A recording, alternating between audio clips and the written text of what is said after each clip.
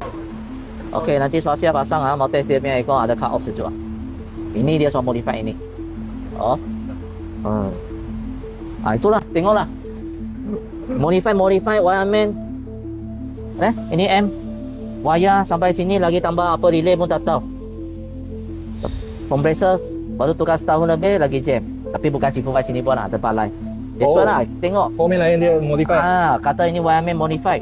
Modify you faham ini teori macam mana modify bukan suka-suka modify tapi modify sampai tarik wire belakang dari depan sampai sini. Itu lah sebab. So sebab dia orang modify sekarang problem Ya, sampai kita kerja, kita pening lah.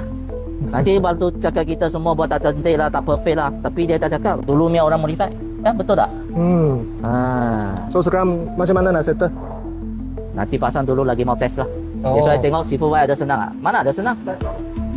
Mau QC, mau cek sebelum.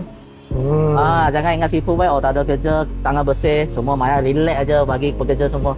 Kita kena cek juga, tengok dulu lah. So ada apa-apa tentang masalah ikon boleh cari saya sifu Y. Kita berjanji kita punya kerja profesional, laju dan berbaloi.